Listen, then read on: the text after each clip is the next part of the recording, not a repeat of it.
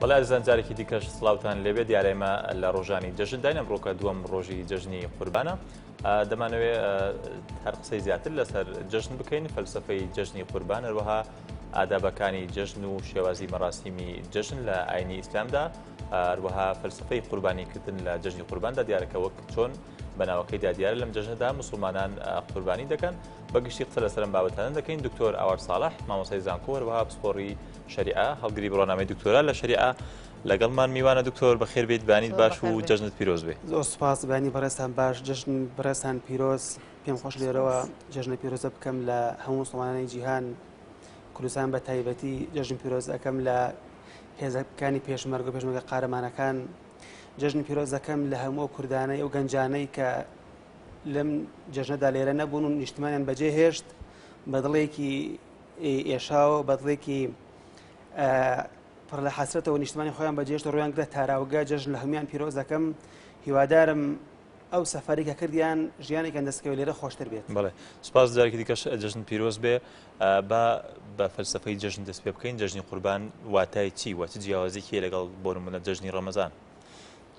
بەنای خوای گەورە و میهرەبان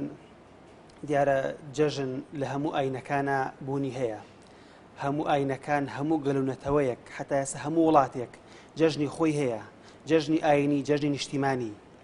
بەڵام جەژنە ئاینیەکان هەموو ئاین و ئاینزاکان لە مێژەوە جەژنیان هەیە و هەمووی خاوەنی جەژنی تایبەتی خۆیانن هەر ئاینێک بەبێ تایبەتبەندی خۆی بەڵام جەژنەکانی لە ئاینی ئیسلامەکە لە ئیسلامە دوو جەژن هەیە جەژنی ئاینی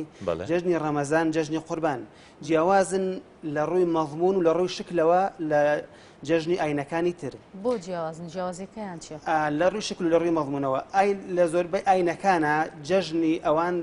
تەرکیزەکەدە سەر لایەنە مادیەکە لایەنێکی مادی مەحڵ ئیشباع الرغبات الجسدية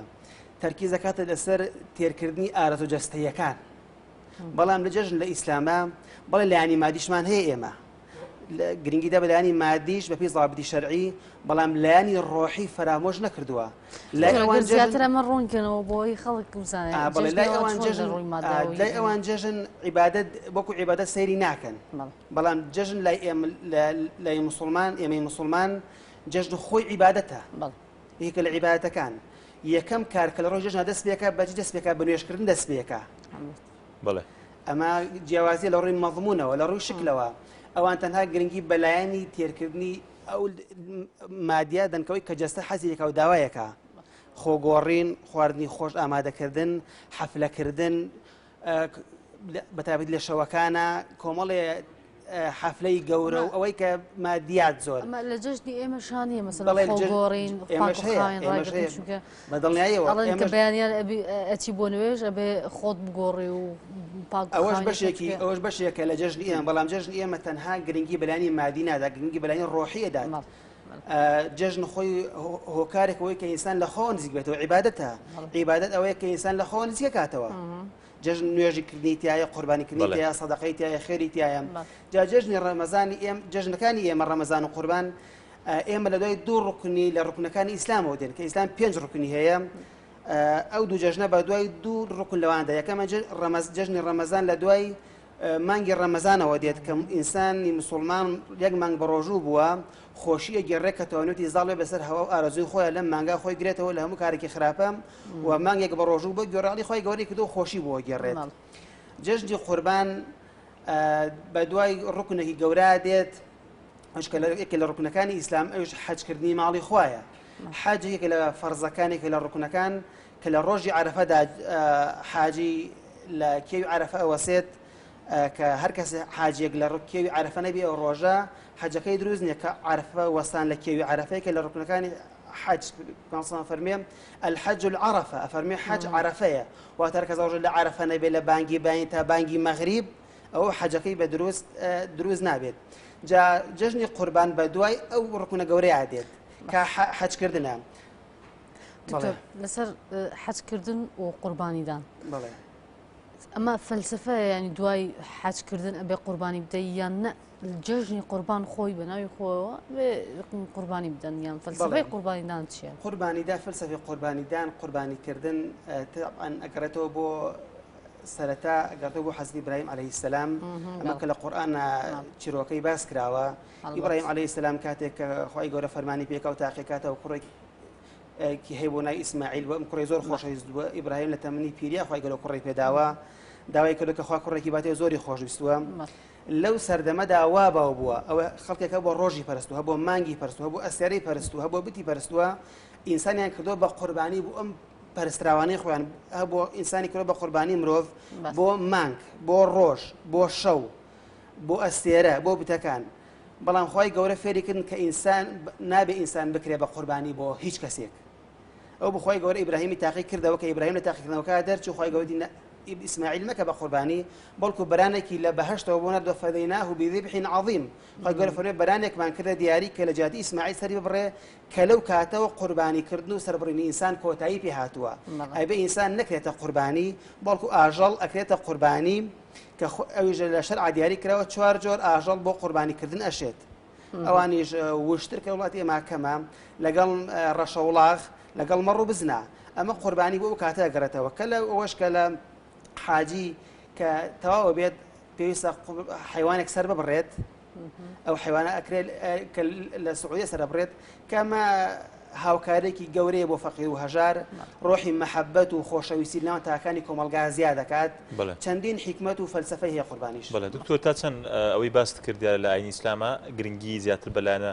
وەک بە هەمان شێوی بۆ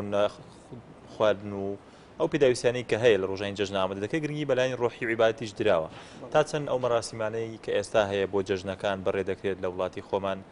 ڕەچاوی ئەم بنەمایانە کراون کە ئاینی ئیسلام دیاری کردووە ئەو بنەماکارێنە کە دیاری کراوە بەتایبەت بۆ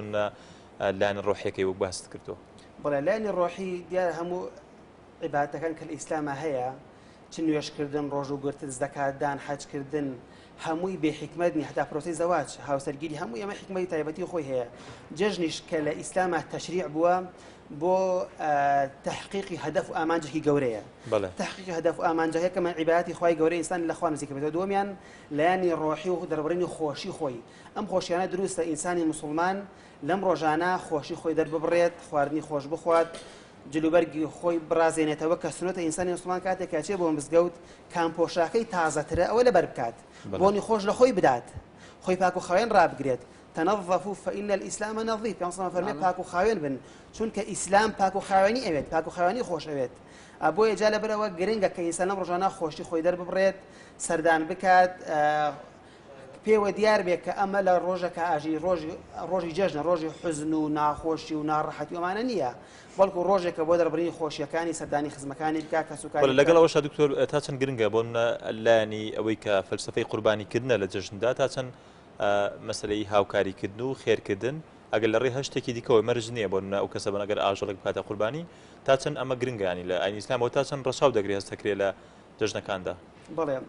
سەرەتا ببزانین کە قوربانیکردن لە شریعەتی ئیسلامە لای زۆربەی زانایانی مسلمان سنەتە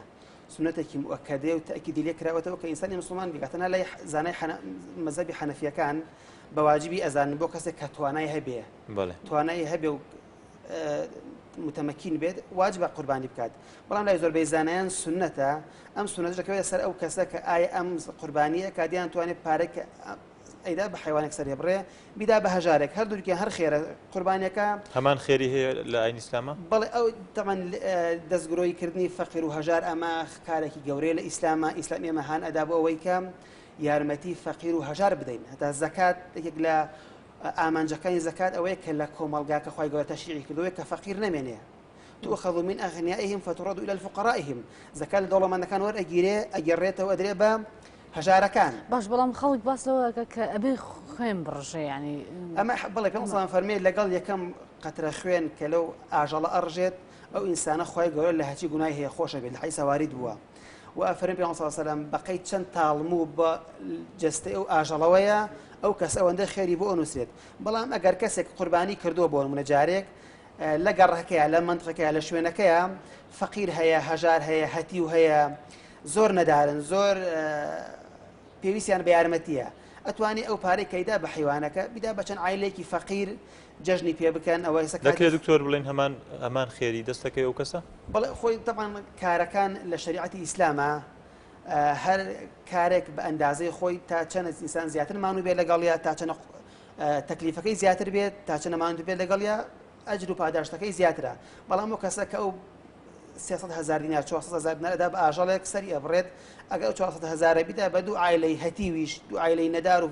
فەقیر کە لەب کاتە ئێستا بەڕاستی بەداخەوە وڵاتەکەیان بە قیرانێکی دارایی سەخت هاتەیە پەڕێت ئەتوانی هەمان خێرخوای گەورەی شەڵا کەس بێبەش ناکالەوە هەر کەس پێی نیەتی خۆی گەورە پاداش تێداتەوە و ئەجری بۆ ئەنووسێت ئەوە خێرە و دروستە دکتۆر ینی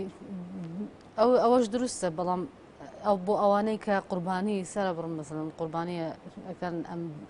بۆ بەیانی جەژن نیوەی قوربانیەکە بۆ خۆی هەڵەگرن نیوەی تریش دابەشەکەم بەسەر دراوسەیە بەسەر خەڵکی خۆیان خەڵکی نزیکی خۆیان ئەمەش تاوایان بەڵێ لە شەرع فەرمێ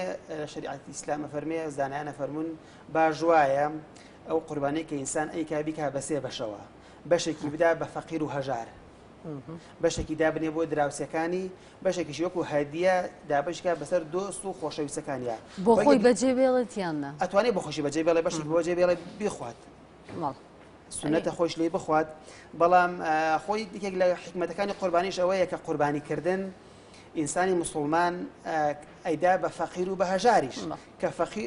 بە فەقیر و هەژارەوەیدا بە دەوڵەمەندیش کە دەوڵەمەندیش پشتکە گۆشت وەرگرێ دروستە پێی بیت کە ئەمە یەکسانکردنی ئینسانەکان ئالەم ڕۆژەدا کە دەوڵەمەنددانە دەوڵەمەند و هەژار بەڵێ زەکات بە خەڵکی دەوڵەمەند ناشێت دروست نییە زەکاتی بە خەڵکی دەوڵەمەند بەڵام دروستە قوربانی بێ بە خەڵکی دەوڵەمەند کابرا هەرچەند دەوڵەمەند بێ دروستە قوربانی بیتەوە پشتکە گۆشتی بیتێ لەو کاتا دراوسەکەی فەقیرە خۆش دەوڵەمەندە هەردووکە نوێک یەک حسابی بۆ کردوون کە ئەمە ئیسلام یەکسانکردنی مرۆڤەکان لەو ڕۆژەدا بەڵێ دکتۆر لە ئێستا دیارە هەرێمی کوردستان لە بارودۆخێکی تایبەتە بەتایبەت لە ڕووی داراییەوە ڕەنگە ئەمە کێشێکی زۆری بۆ گوزەرانی خەڵک دروست کردو لە ئێستاە ئەوەی کە ئەولەوێت بێ بە بۆچوونی تۆ لە ئاینی ئیسلامە کە دیاریکراوە بۆ کەسێک خێری پێ بکرێت هاوکاری بکرێت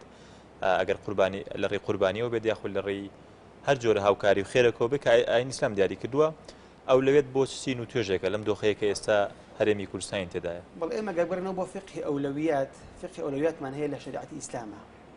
کە ئەولەویات هەر شتێک ضرورتر بێ ئەوە ئەولەویەترە بەڵێ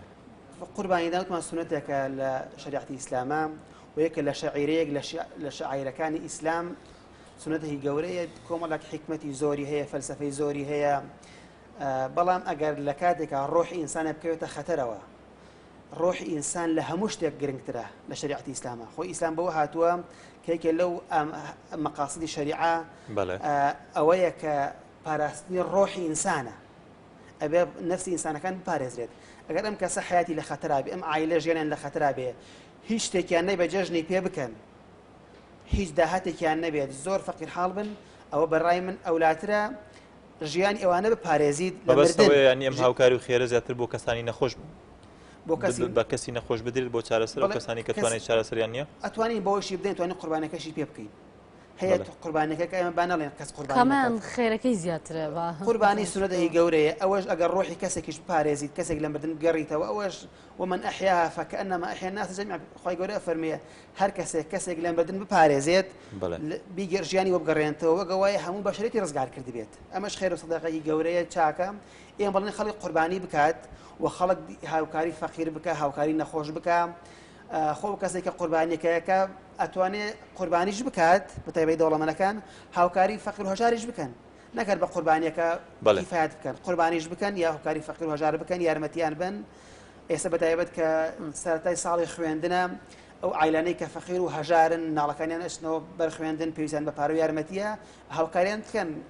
خی گەورە فەزڵێکی ڕژاوە بەسەریانە و نیعمەتێکی پیاون مەردایەتی ئەوەیە کە تۆ هاوکاری دراوسەکەت بکەیت گەلەکەت بکەیت نەتەوەکەت بکەیت هەموو ڕۆژێک قەیرانی دارایی نییە ئەمە کە ئێستا ئەم وڵاتیان بەسەر هاتووە لەوەی پێش 20 ساڵی شتیای بەخۆ نەبینیم لە قەیرانی داراییە باشەوەی ئێستا دەوڵەمەندەکان ئەیکەن لە شەرعە مەسەڵەن وەکو پێویست هاوکاری خەڵکیان کردووە وڵا جاوە هەر کەسێکەوە ئێستا تایبەتمەندی خۆی مەرجنی ئەوەی کە دەوڵەمەندەکان ئەیکەن ئێمە هەمووی بزانین کە لە شەرعە فەرمێت کاتێک کە چاکەیەکەی خێرەیەکەی دەستی ڕاستەی کە بەسەوە پێی نەزانێت لەوانەیە دەوڵەمەند هەبێ چەندین دەفتە دلاری بەخشی بێتەوە ئێمە پێی نەزانین ئێمە ناتوانین ئێستا تەقینیان بکەین بەڵام ئێمە هانیان ئەدەین لەسەر بەخشین دکتۆر لەسەر بەخشین وا باشە پێی بزان یان پێی نەزان چونکە لە شەرع بەسلەوە خۆش باس کرد بەدەستی ڕاست بدەست بێنە پێی نەزان یەکێک لەو حەوت کۆمەڵ حوت تاقم ڕۆژی قیامەتە لەژێر سێبەری عەرشی خوا حەشر ئەکرێن جیاواز لە خەڵکی تر لەو کەسانەی لەو کۆمەڵە لەو گروپ ئەوەیە ورجل تصدق بيمينه فأخفاها حتى لا تعلم شمالها أفرمي أو كسية كبدس الراس خير أكا تشي بينا زانت أما الأصل موضوع كابو شوية كأبيك هذا كصدقة كلا بالإنسان للرياء بارز ريت بلام أجر هنيك جاز ضرورات بي سي واي كرد كبيت هاندان بو خلق خلق تو بينية تشنا خير وصدقة كي أويش تشاولة تو أكاد خلق خير صدقة بكيد عالم كتا دروستا بلام نيتي الريايتي أنا بيت بۆ هەنێک لە کەناڵ ڕاگەیەندەکان بینین کەسێک سەدەقەیەکە بەخشینیەکە کارێکی چاکەیەکە بە هەنەی لە قۆماوی کۆچێک کە تۆ بین لە شاشە خۆی دەرەکەوێت ئەمە هەندانێکە خەڵک بە ئاگانیتەوە خۆگە کەناڵ ڕاگەیاندەکە نەبێ و خێرە بکە خەڵک لەوێ نەزانێت. بەڵێ دکتۆر بینە سەر بابەتێکی تر ئەویش پەیوەندی کۆمەڵایەتیەکانە تا چەند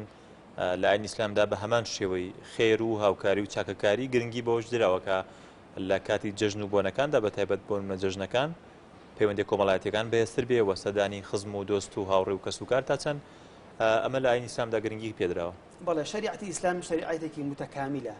گرنگی بە هەموو لایەنەکانی ژیان داوە. ئیسلام کە هاتۆ بۆ تەنزیمی حیات هاتۆ بۆ ڕێخستنی ژیانی مرۆڤەکان هاتووە بە دڵنیاییەوە لایەنە کۆمەڵایەتیەکان بەشێکە لە پێویستیەکانی ژیانی مرۆڤ. ئینسان بە فیترەتی خۆی وا سروشتی خۆی وا دروست بووە کە بوونەوەرێکی کۆمەڵایەتیە پێویستی بە کەسانی چواردەوری هەیە بە تەنها ئینسان ناتوانێت بژیت. جاکە ئینسان مادەم بە تەنها ناتوانێت بژی پێویستی بە چواردەوری خۆی هەیە لە دایکی باوکی خوشکی برای مامی خاڵی ئەوەی کە خزمەکان لە نزیکەوە بۆ دوور و دراوسێ هاوڕێ ئەمانە کە پێویست ڕۆژانە مامەڵیان لەگەڵا بکات. ئینسان کە مادەم پێویستی پیانە پێویستە لە هەموو کاتێکا پەیوەندە کۆمەڵایەتیەکانی بەهێز بکە بە تایبەتی لە جەژنەکانە کە جەژنەکان هۆکارێکی گەورەیە بۆەوەی کە ئینسانەکان بتوانێت سیلەی ڕەحم بەجێ بێنێ. لحيث هاتبه صلى فرميم الرحم معلقة بالعرش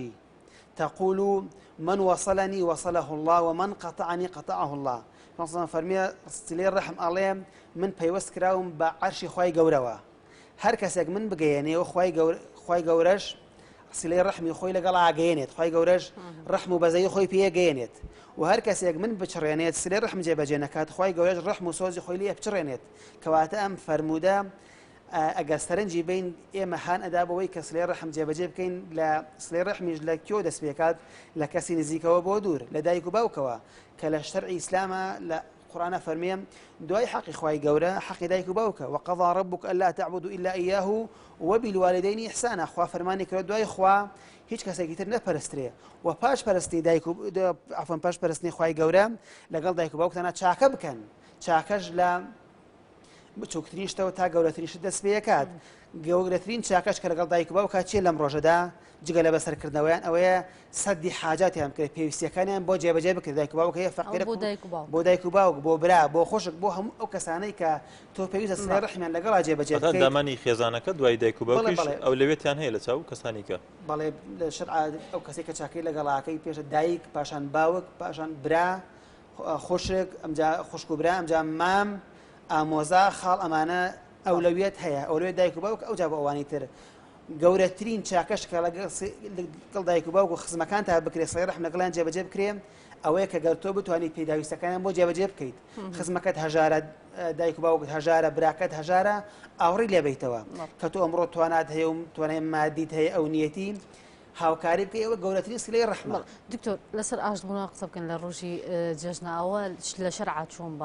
باسەکە لە ڕۆژی جەژن بەتایبەت فەلسەفەیەکی هەیە. بەڵێ ئاشتبوونەوە گرنگیەکی گرنگە و نەک هەر گرنگە بەڵکو حرامیشە کە ئینسان لە شەرعا قسەیەکدا بڕێت. فەرمێم لا يحل لمسلم أن يهجر أخاه فوق ثلاثة أيام يلتقيان فيعرض هذا ويعرض هذا وخيرهما الذي يبدأ بالسلام. فرمي دروز نية بۆ هیچ مسلمانێک سێ ڕۆژ زیاتر قسە لەگەڵ براکەیان نەکات لەگەڵ برا مسلمانەکەیان نەکات بەیە کاتێک کە بەیەک ئەگەن ئەم ڕووکە بەولاوە مسلمان و هەمووی باسەکەی نێسە کاتێکم ئەگا بە و ئەوش ئەگا بە و ڕووەرگێڕن ئەفەرمیەوە دروست نێت لە سێ ڕۆژ زیاتر ئەفەرمێ باشترین کەسیان کێیە ئەوەی کاتێک کە پێی ئەگات پێش ئەو دەست پێشخەریکەوە سەلامی لێ بکات. ئەمە زۆر گرنگی پێ فەرمێ لا تەباغەضوا یەکتری مەبغزێنن ولا تحاسدوا حسدوا إليه بيكتري مبن فإن عباد الله وكونوا عباد الله إخوانا هم عبد كانوا بند كان إخوة برا يكثرين كافر من لا تباغضوا بس أنها باس المسلمان نا كافر من يكثرين ما بخزينا بس هم إنسانية تدروزنيا هیچ مرۆڤێک بخزێنی مسلمان بێ مەسیحی بێ جوولەکەی بێ هەر کەسێک بێت مادەم ئینسانە وەلەقەد کەڕەمنا بەنی ئادەم خۆگەرە فەرمی ئێمە ڕێزمان لە بەنی ئادەم مرۆڤ گرتووە هەر کەسێک پێی بوترێ مرۆڤ تۆ پێویستە نەی بخزێنی ڕێز لێ بگریت دروست نیە بە هیچ شێوەیەک دەستدرێژی کەیتە سەری یا بە ئازارێ بێت ئازاری تونوتێژی مادی و فیزیکی سەرجەستە چ تونتیژی لایەن دەرونی و زارەکی ومانە بە هیچ شێوەیەک دروست نیە ئینسانی مسلمان ئەم کارانە بکات و ئەگەر کردی بێتیشی لە 3 ڕۆژ بەولاوە دروست نییە قسە لە کەسدا بڕێ پێویستە ئاشتیان کاتەوە. بەڵێ دکتۆر سپاس دەکەین ئەگەر دواوتەی بەڕێستان و تێکتان ما ببیڵێن. وەڵام من داواکارم لەم جەژنەدا ئێمە گیانی تەبایی و برایەتی بە مانای وشە بە مانای کەلیمە زیاتر پەرە پێ بدەین چ ئێمە ناو تاکانی کۆمەلگادا چ دەسەڵات ڕووکاتە میلەتەکەی خۆی زیاتر ئەوڕ لە نیشتیمان باتەوە ئەم قەیرانانەی کە دروست ئەبێ ڕۆژە دوای ڕۆژ حکومەت زیاتر هەوڵی چارەسەرکردنی با تاوای لێ هاتبوو لەم جەژنامان وت قەیرانی غازیش دروستمان و جەژنی قوربانیان کردە جەژنی قەیران یا ئەو گەنجانەی کە نیشتیمان بەجێ هێڵن بەڕاستی ئەمە ئەرکی دەسەڵاتە کە ئاوڕیان لێ باتەوە ئاوڕەتەکانی کۆمەلگا باتەوە خۆشگوزرانی بۆ خەڵک دابین کاتە خەڵک نیشتیمانی خۆی بەجێ نێڵێ. سپاس دکتۆر ئاوەستاڵح مامۆستای زانکۆ و پسپۆڕی شەریعە و هەڵگری بڕۆنەوەی دکتۆرە لە شریعەتی ئیسلامی سپاس مادەمان کردی جارێکی دیکە بەخێر بێت جەژنێک پیرۆز بێ و بەیانی باش. سپاس دەکەین بەڕێزان وتانێک و بەیانی باش کوردستان بەردەوام.